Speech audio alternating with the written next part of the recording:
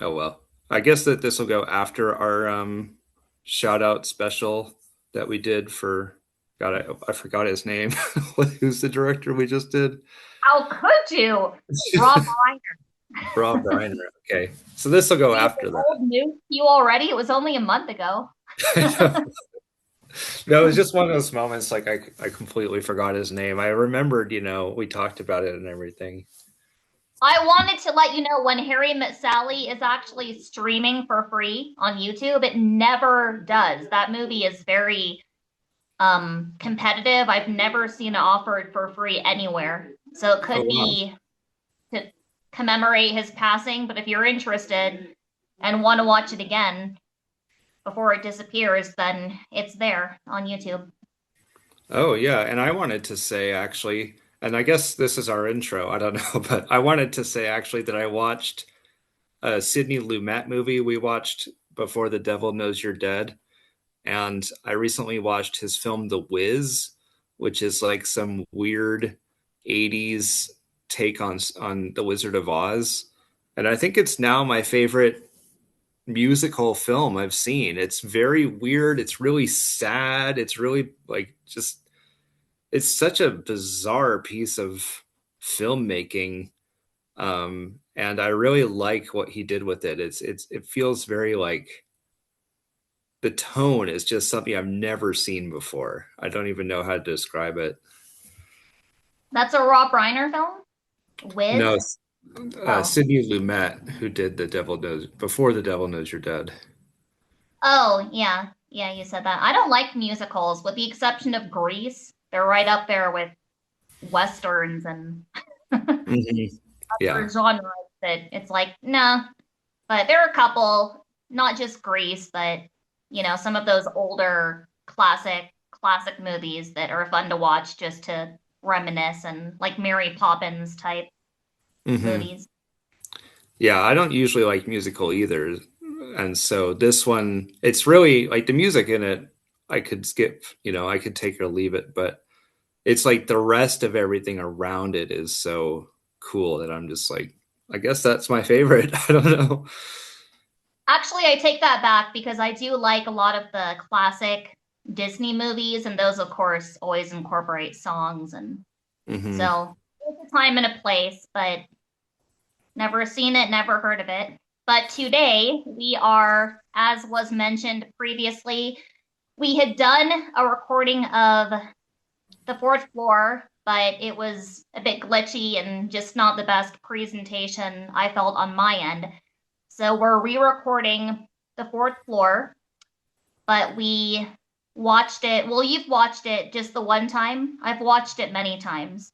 So I didn't necessarily need to refresh myself with the movie because it's always available on Amazon.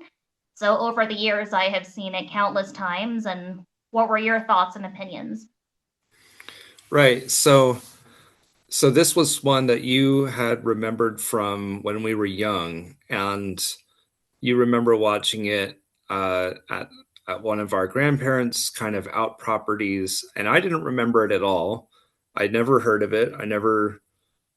I've never like seen a moment of it from my memory, and I liked it. It's Juliet Lewis, and I'm remembering now that like we kind of got onto talking about her and and then you brought up this movie and I really like her. In fact, I wanted to say something that I didn't say last time was Juliet Lewis is for me like the perfect uh woman. I don't know. Like she's one of those actresses who it's like it's the look, but it's also the voice and it's also her body language. It's kind of like that is who I find the most attractive actress, I really think.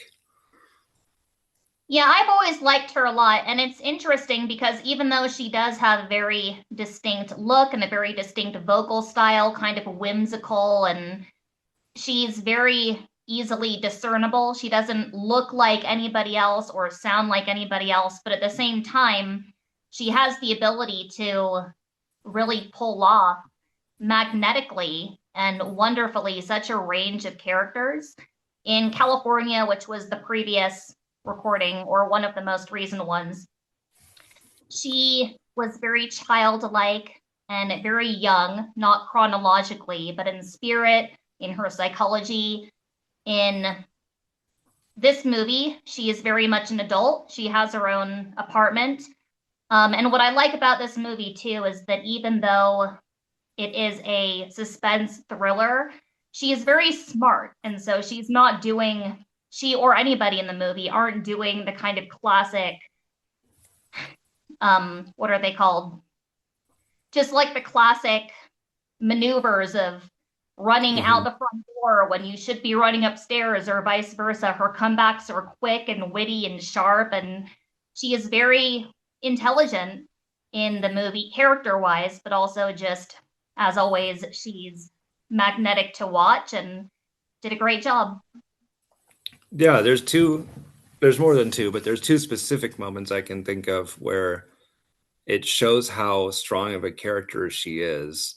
And so you have the moment when she's kind of being helped by one of her coworkers. I guess it's an underling, and her and she's saying like, "Oh, well, you're dealing with all this stuff at home, so why don't you let me handle the fashion show or whatever it is?"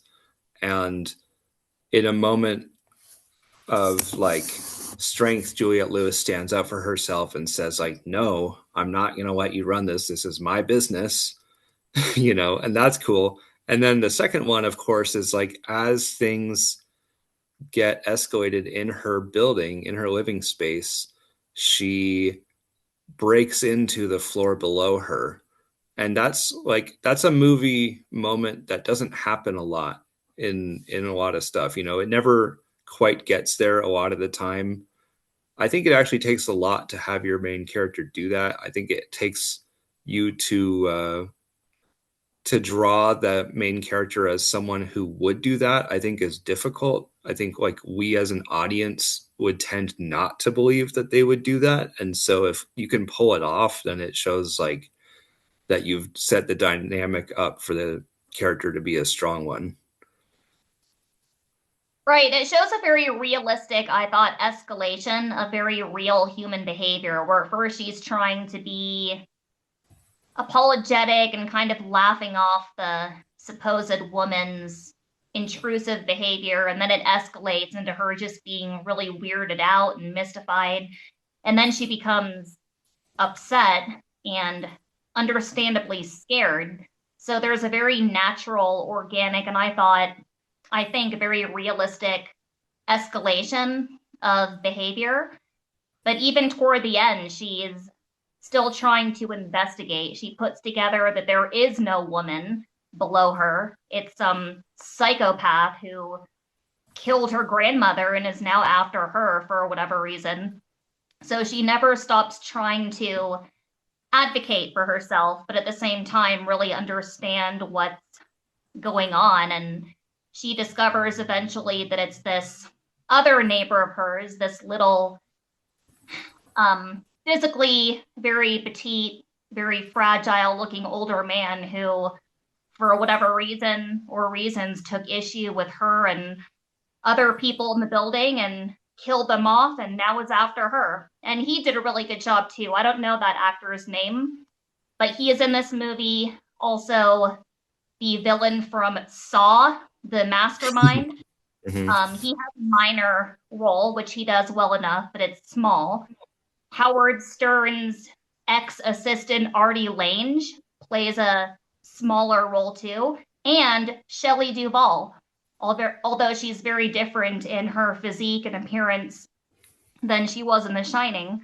So it has a healthy cast of characters, and I I thought all of them did very well. Yeah, it's kind of this like one of those movies that tries to and succeeds, I think, tries to make you think that it's different people that are antagonizing her at different times. So, like you said, it kind of starts with Shelley Duvall is acting really weird and kind of going off about random things at random times and won't really be straight with her. And then Tobin Bell, yeah, from Saw movies, Jigsaw himself is like the neighbor across the street. And so he's just like, he's got a weird look, and she sees him with someone else in his apartment, and he notices her in one of those kind of moments. And then he keeps one of the keys because he's also a locksmith, so he's acting all weird. And then you suspect even the main character's boyfriend, William Hurt, who is at first painted to be this really genuine, nice, approachable, calm, rational guy, but then you can see later that he has a little bit of a angry side, a little bit more of an uncontained quality to him. And then of course the last shot in the film, which we talked about, and spoilers here, is like kind of this weird implication that maybe William Hurt put her neighbor up to doing the things that he did. Like maybe he suggested it or something. So what did you make of that ending? If you could say a little bit more about what you were saying about or perhaps we can pause the video because my water is here. I'm in Mexico and deliver the water to you. Your spoon is so keep talking. Okay. Okay.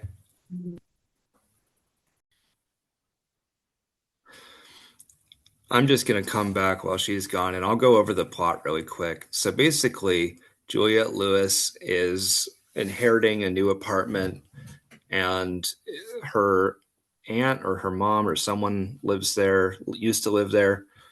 I don't remember anymore, but she inherits this place, and the downstairs neighbor starts immediately complaining about any and all noise that she's making as she's moving in, as she's walking around, etc.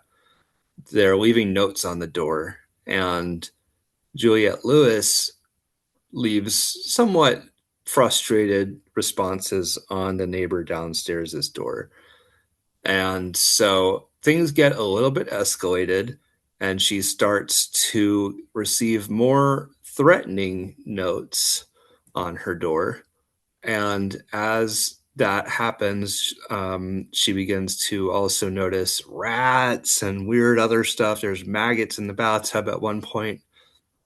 And pretty soon, the downstairs neighbor is directly threatening her, and even goes so far as to leave wax or something on the stairs, and Juliet Lewis slips and essentially begins to suspect different people, which is what we're talking about. Tobin Bell is definitely like the prime suspect for most of the movie, and then it kind of pivots a little bit more to Shelley Duvall, and then lastly it pivots to William Hurt. And then we discover, spoilers, that it is her meek downstairs neighbor. I'm going to find his name because both of us obviously cannot remember it. Mr. Collins. And Mr. Collins has been this steady, quiet, bespeckled, nice guy. So the last person you'd expect. And then at the end, Tobin Bell, inside of Tobin Bell's apartment, it turns out he's a painter, which is why he's been looking in binoculars across the street. It turns out he's a painter, and he painted a scene that he supposedly saw in which Mr. Collins met William Hurt. And so we're like, oh my God, did William Hurt push Mr. Collins into doing this, or what exactly happened? Okay, so while you were gone, I just ran through the plot. I don't know, we could edit it out, but I just started from the beginning, and I just I talked about the her moving in, she gets the apartment, and then different people become the suspect, and then I said what the ending was. That's probably good actually, because we kind of expedited through what the actual plot was. And Hmm. just from what I've heard, I would see that movie if I was a unexpecting audience. Yeah. I'm convinced. I wanted to ask you, I don't think we talked about this last time. What do you think of the name? For some reason, I don't, it's not like I dislike it. I'm just kind of like, it's not maybe the strongest name. What do you think this could have been called if it wasn't called the fourth floor? So are you not satisfied with or convinced of the name because there is nobody on the fourth floor, or it's misleading, or I just think what it's a is little your vague, I guess. Like, I mean, it's not like I can think of a better one, but it's hard, I mean, naming a movie is hard. Like, let's be honest, and some generic names are too generic. You could easily call this like Suspicion, but that's not original either. I don't know.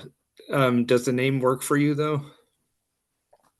Yeah, I suppose it does. I mean, my overriding or overall image of the movie is that it had a quiet release. It's not available on a lot of platforms. And so maybe the kind of inconspicuous nature of the name is a good representation for the movie itself. It Hmm. doesn't stand out and it kind of goes under the radar.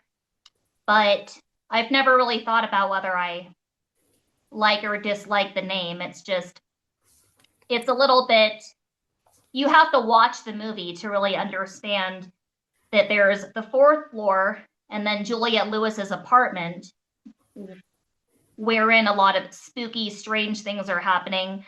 And then the actual perpetrator, we find out, I think he's a few doors above her. There's also a creepy neighbor across the street. So the fact that it's placed within this old, eclectic apartment or building, I enjoy too, because I enjoy watching just the situational aspect of having one's own apartment and getting to know one's neighbors. And as a single adult moving into her own apartment, I went through that process of being really excited, and um, then there being unanticipated things that happened with neighbors and the neighborhood. And I was even on the fourth floor, my initial apartment that was all mine. So that element is interesting. That connection too. Yeah, it is kind of, I don't know if it's a universal theme, but it is something that a lot of people have in common, which is like that bizarre circumstance when you're in these massive housing units where you don't really know anyone else and you kind of have this social anxiety about who is safe and who's not, and are the people above you or next to you, are they actually like good people? Because anything can happen, and some of the stuff in this movie, I would say it goes slightly unexplained. We don't really get an answer for like what happened, why there's maggots in her apartment, for example. um, and then the other thing that we talked about last time is she is making this noise, and Mr. Collins, her creepy neighbor who ends up being the villain, he has his own apartment supposedly because he lives there, but he also killed the lady who lives beneath her, and he's been, I guess, living in her apartment too sometimes. But how much time is he spending in each place? Because he seems to be really on top of every single time she makes noise in her apartment, So is he living there full time, or like what exactly is going on? I think the movie does, despite the realistic acting and the realistic, like, human escalation, or very realistic humanistic escalation of behavior on Juliet Lewis's part. At the same time, it does have kind of a supernatural element to this perpetrator because he does have his own apartment. He also somehow magically is able to orchestrate all of these ways of antagonizing and provoking Juliet Lewis's character. So somehow he's able to be many places at one time, it seems, and he carves a hole in the floor and then magically covers it up. And he didn't know that she was going to contact an exterminator. And so I think we're supposed to, that kind of incredulity, we're supposed to sort of Hmm. accept as part of the kind of Scooby-Doo nature of the plot and of the movie and of the setting. And that's something I can accept because I feel like it's very deliberate. It's doing things that we know are kind of unrealistic and that would be really difficult for one elderly individual to pull off. But for the sake of enjoying the film and really buying into the plot, we just accept it. So Yeah. that is true.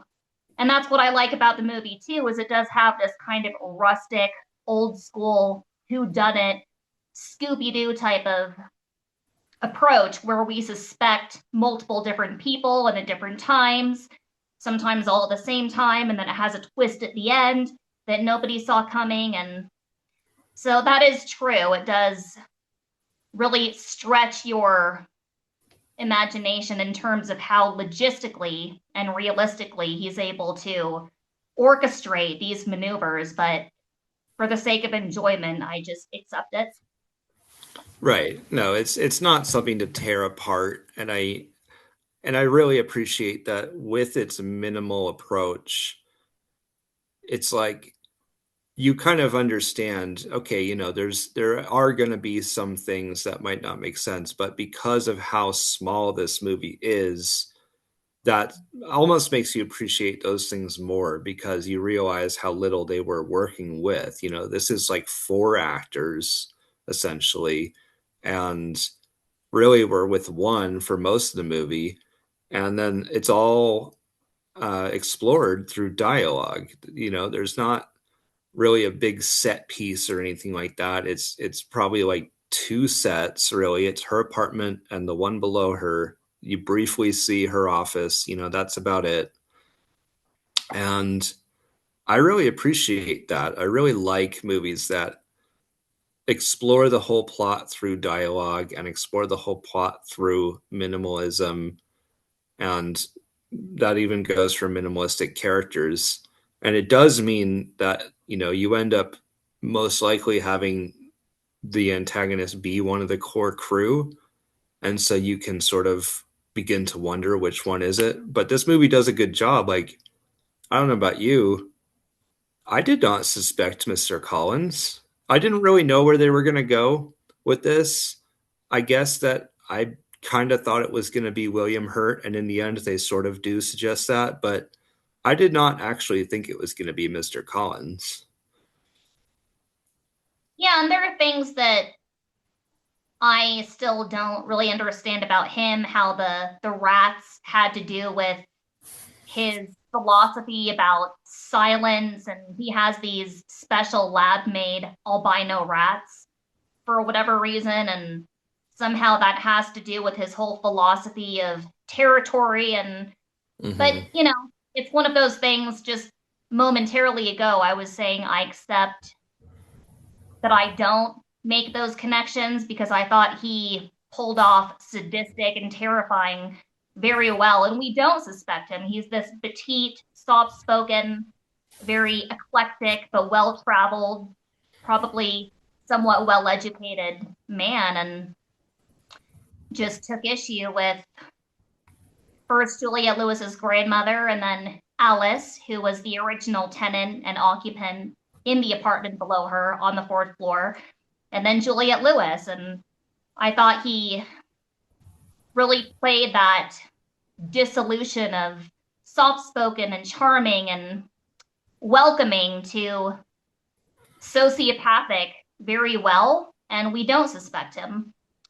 So it's a good movie with a very small cast and a lot of dark lighting, and so it definitely has a less welcoming atmosphere, but that's deliberate. And I think it worked well for the overall dark um just dark nature of the film. It's not a terrifying movie, but it's definitely a mystery and explores a lot of human dynamics, and I thought it did really well with that. Yeah, it's kind of more of like a unsettling film than a scary film. Um, but then the other thing I thought, which was like I loved it, it was great, was that final confrontation scene. She gets knocked out, I think, and she wakes up in this room absolutely filled with packing peanuts and and all that styrofoam stuff, and like it's this really slightly surreal, bizarre moment of like, how did this happen? Where is she even? Like, how did, why did this guy do this? And she has to dig her way through all these things, to get to the door. And then the packing peanuts present an obstacle in opening the door, and she's like looking around for a weapon, and the packing peanuts are obfuscating everything in the rooms. And it's not what you expect. I don't know what you expect at this point. I guess the movie's been fairly grounded, so you expect it to stay fairly grounded, and maybe she's gonna grab a knife and fight the guy, and it's just gonna be like A to B. But you don't expect this sequence, which almost feels like a dream, or almost feels like it's straight out of another movie, but somehow really, really works within the film itself. Yeah, the scene you're talking about is a really terrifying scene. The perpetrator, what is his name, Collins. Mr. Collins? He must have a lot of time on his hands Yeah, because right. he basically filled this entire room full of styrofoam packing material. And there's a scene where she wakes up and she's amongst this huge room of just styrofoam, what you call them? Styrofoam, like popcorn type Yeah. material. And she's literally swimming through this mountain of packing material as she's being pursued by Mr. Collins. And it's just a really unique scene. I haven't seen a scene seen a scene like that in other films. And she eventually makes it back up to her apartment. She maneuvers a way to knock him out without going into too much detail, which again was very smart and good thinking on her part. And she remains level headed enough to basically win the battle. But we do discover at the end that her boyfriend was part of it from the beginning in terms of orchestrating to some degree. We don't know how much, to what degree, or to what level of severity, but he really wanted her to move in with him, her boyfriend, and didn't appreciate or accept that she wasn't embracing the idea as emphatically as he was. So he orchestrated Mr. Collins to antagonize so that she would. So, what do you think about that? Yeah, I think it's left decidedly vague with what actually happened. And in fact, her neighbor doesn't even know. Her neighbor may have painted a scene between the two of them, but that doesn't mean he heard what happened in the room. And I think we I think the implication of the film is decidedly like evil. I think it's saying, this guy's evil and he had something to do with it. But I almost would read it in my own personal interpretation, I would read it as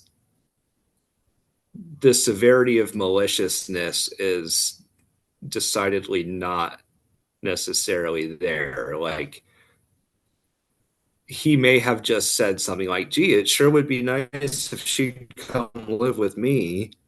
And then Mr. Collins interprets that himself. And the reason I choose to think that is like, I just like to think of him as more psychotic than if William Hurt had literally gone to him and said, like, hey, can you go antagonize her into living with me?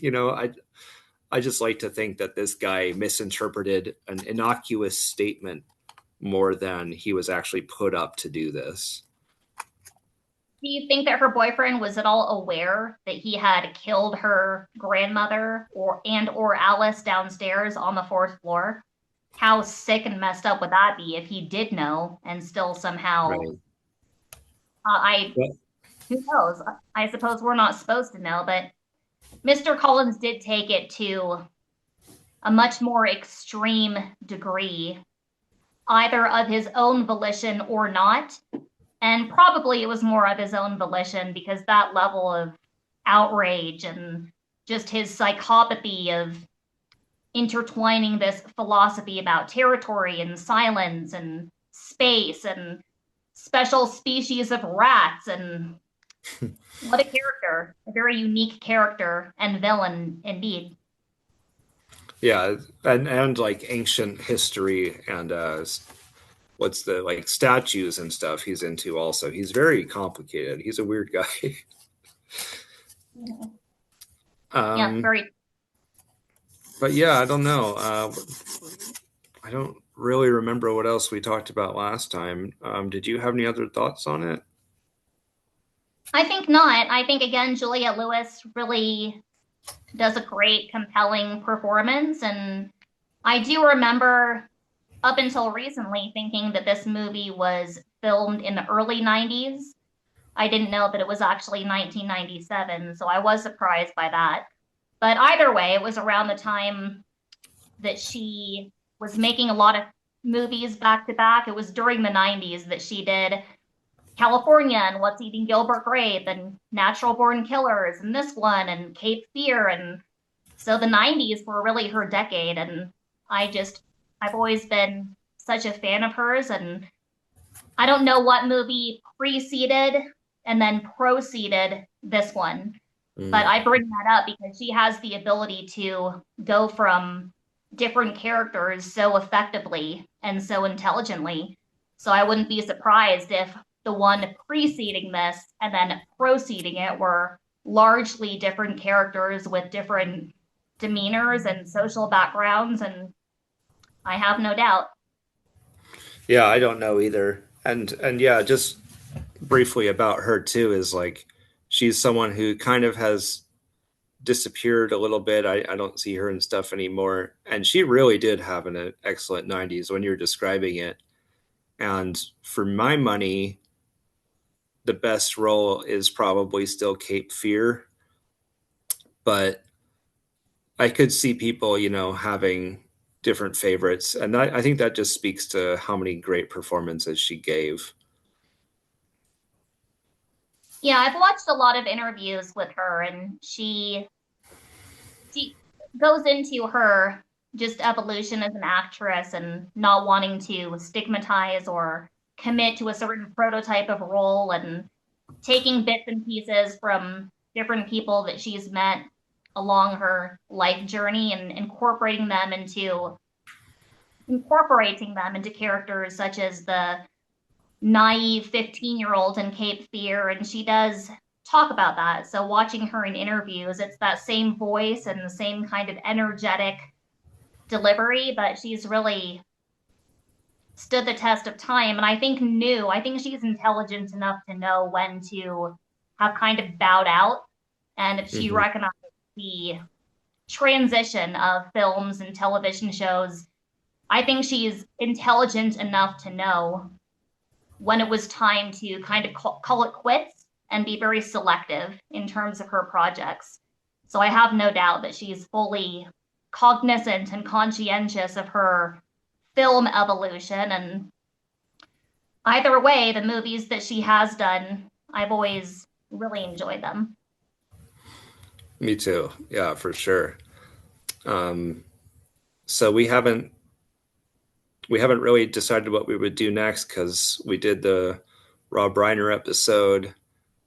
So I don't think we'll announce it unless you have something. Well, do you want to do the genre talk next, actually? Because we sort of started off this episode with it, and so it made me think of that again. Should our next episode be just talking genres and all that? Like romantic comedies, or did we want to hate watch a film or two? Or how were you thinking we would devise that? I think we could do like an episode where we talked about genres we hate, genres we like, some of the specific examples from those and just kind of like sort of a general film thoughts episode almost. Hmm. Yeah, that sounds like a good idea. Even if we don't do that or this idea the next episode, I think it is a good one to do because we've talked a lot about certain romantic comedies in my mind being hugely overrated and why some have Mhm. stood time and why some haven't, and ones that I've discovered later, years after they were at their height, and then ones that continue to remain at that height, and I have no idea why. I don't know what the appeal is other than nostalgia or certain actors and or actresses just being given credit for who they are. So that would be a good topic for discussion. But about the fourth floor, what would you rate it? Oh yeah. Okay, so I think that last time I may have given it a 7. I'm not entirely sure, but I think I'd go like 6.5. And I'm not saying that it has gotten worse in my mind. I'm just saying that like I think it's like this is not even trying to be an A tier picture, and I appreciate movies that don't try to be an A tier picture. I don't downgrade movies for that. So I think that this is just like a solid B tier thriller movie, and and I think that that score is like solid B tier movie material score. So yeah, I think I'll give it that. What about you? I'm going to give it a 7. I think previously I'd given it a 7.5. And the reason that I would say a 7, um, or a 7.5, I'll just go with a 7, is because it's not one that I'm incentivized to watch over and over and over again. I have, because it's been available for free for Uh-huh. so long. And Juliet Lewis, as I've stated numerous times, she probably is one of my favorite actresses, if not my favorite. So it's accessible. And so hence I've taken advantage, but it's not one that leaves a especially profound or deep or complex impression the way that some of the other movies we've reviewed have. Hmm. And some of the movies that we have yet to review have as well. You watch it, it's enjoyable. It's kind of an old fashioned Scooby Doo mystery that is unsettling, and that's it. So it doesn't really elicit or produce any kind of lesson or need for re-examination. It's entertaining. Right. Yeah, there's no So, themes here. You're not like learning a moral lesson or anything. I mean, I guess you just never know about people, and it's the people you would least expect, and but it's definitely enjoyable in an unsettling way. But because it's not especially complex or impressionistic, there's not a lot that you take with you. So I would give it a solid 7 this time around. Okay. Well, yeah. So we'll figure out what we're gonna do next and check out our Rob Reiner tribute episode that's up now. And I guess that's it for now. Excellent. Yeah, our Rob Reiner tribute is excellent. Oh dear, I didn't even correlate that I was saying excellent about a atrocious event. No, I'm just saying excellent about the end of our, No, you oh, know I what I didn't mean? even, that's not how I meant it. I was saying I thought you were doing like a Wayne's World thing, and I was just gonna build on it. Yeah, I was. Okay. So that had nothing to do with our thoughts on the Rob Reiner situation. We were just going off on something else. Eventually we'll review that movie, and we could just quote that movie for the entirety of the episode, Yeah. and that's Right. We'll have the script up and quote we'll just see how far we are off from the real thing. it. But thank you for tuning in here on Hipsterless Hangout. Don't be a hipster, But do but hang do. out. Doodaloo, doodaloo.